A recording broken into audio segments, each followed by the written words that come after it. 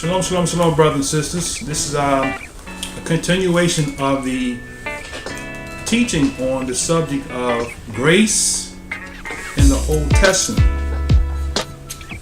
This particular segment is called Grace in the Law.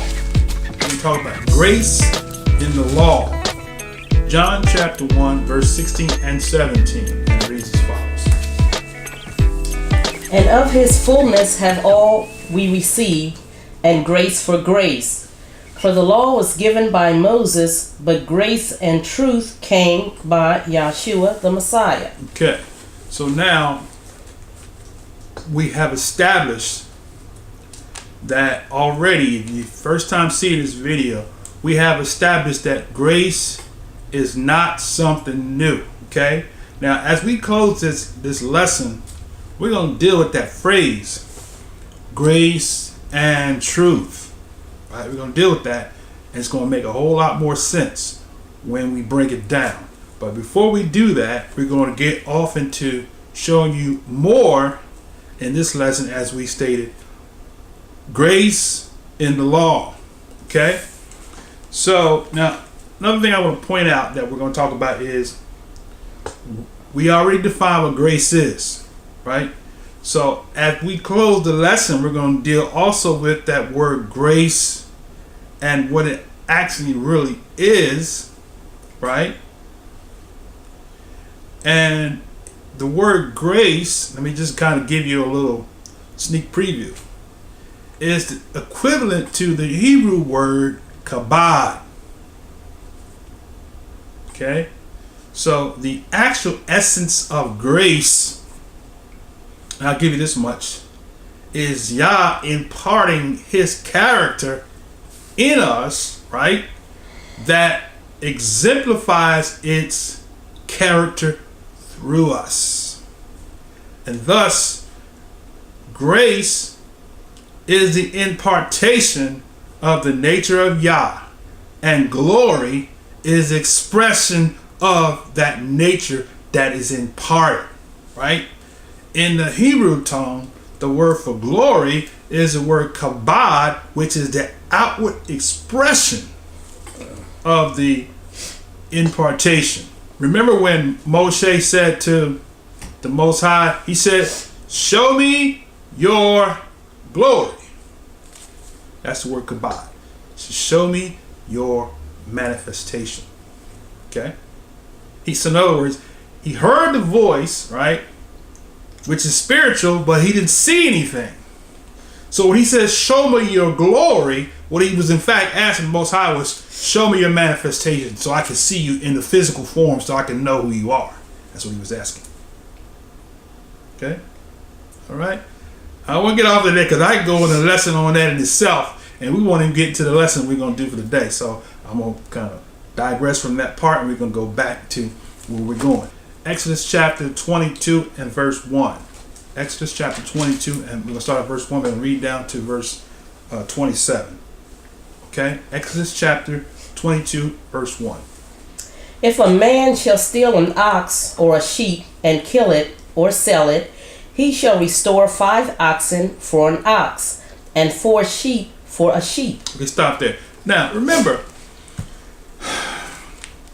if we were to go back to, let's do that. Let's go back to Exodus 20. We want to be clear that the Most High gave commandments. Okay? Because those that say, well, there is no grace in the law, we're going to show you that the Most High gave commandments. Right? So let's go back to Exodus chapter 20. And we're going to read verses 1 through 17. Exodus chapter 20, verse 1 through 17. This is what the world calls the 10 Commandments. Exodus chapter 20, verse 1 through 17. Okay, go ahead. And Yah spake all these words, saying, I am Yah thy Elohim, which have brought thee out of the land of Egypt, out of the house of bondage. Thou shalt have no other deities before me. Thou shalt not make unto thee any graven image, or any likeness of anything that is in the heaven above, or that is in the earth beneath, or that is in the water under the earth. Thou shalt not bow down thyself to them, nor serve them, For I am Yah, thy Elohim, am a jealous El, visiting the iniquity of the fathers upon the children unto the third and fourth generation of them that hate me, and showing mercy unto thousands of them that love me and keep my commandments. Thou shalt not take the name of Yah thy Elohim in vain, for Yah will not hold him guiltless that taketh his name in vain. Remember the Sabbath day to keep it holy. 6 days shalt thou labor and do all thy work. But the seventh day is the Sabbath of Yah thy Elohim. In it thou shalt do no work, thou, nor thy son, nor thy daughter, thy manservant, nor thy maidservant, nor thy cattle, nor thy stranger that is within thy gates. For in 6 days Yah made heaven and earth, the sea, and all that is in them, and rested the seventh day. Wherefore Yah blessed the Sabbath day and hallowed it.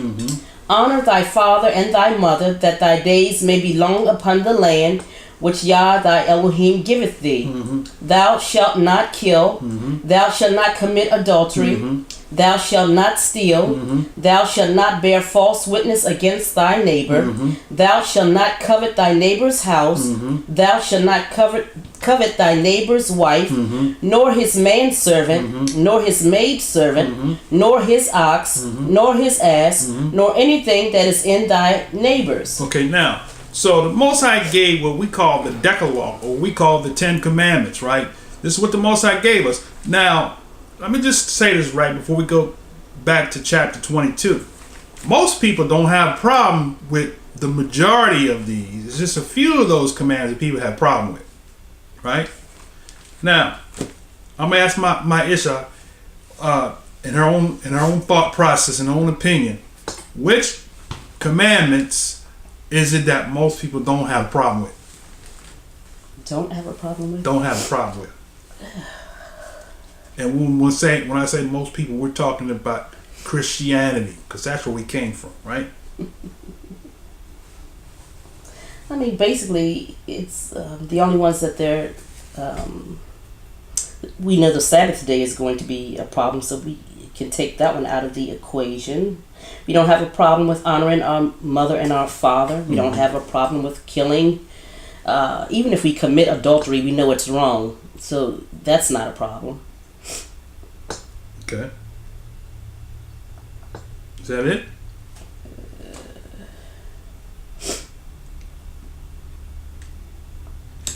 Thou shalt not steal.